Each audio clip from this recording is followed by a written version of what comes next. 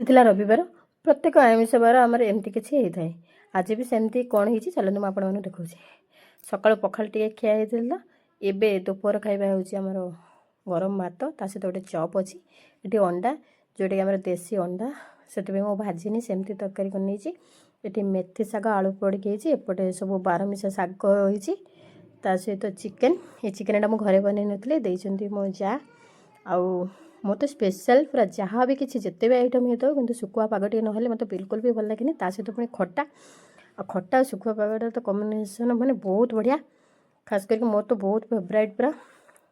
ଆଉ ସାଇଡ଼୍ରେ ଅଛି ଗୋଟେ ଚିଙ୍ଗୁଡ଼ି ରାଇ, ମାନେ ଯେଉଁଟା ପୋଇ ଆଳୁ ବାଇଗଣ ସାରୁ ଫାରୁ ସବୁ ପଡ଼ିକି ହେଇଛି। ସେଇଟା ବି ମୁଁ ଯାହା ଦେଇଥିଲି। ମୋତେ ଖାଇବାଟା ବହୁତ ବଢ଼ିଆ ଲାଗିଲା। ଆପଣମାନେ ଆମ ଘରେ ଏମିତି ସମସ୍ତେ ମିଳିମିଶିକି ଚଳୁ। ଆଉ ଯେହେତୁ ଆମର ପୁରା ପରିବାର ପୁରା ପାଖାପାଖି ଘର ସମସ୍ତଙ୍କର, ହେଲେ ସମସ୍ତଙ୍କର ଦିଆ ନିଆ ଏମିତି ହିଁ ଚାଲିଥାଏ। କିନ୍ତୁ ଆମେ ବି ଦେଉ, ଆମକୁ ବି ଦିଅନ୍ତି। କେମିତି ଲାଗିଲା ନିହାତି କମେଣ୍ଟ କରିବେ। ଆଉ ଭଲ ଲାଗିଥିନି ଲାଇକ୍ ସବସ୍କ୍ରାଇବ୍। ଏଇ ଭିତରୁ କେଉଁ ଆଇଟମ୍ଟା ଆପଣମାନଙ୍କୁ ପସନ୍ଦ ନିହାତି କମେଣ୍ଟ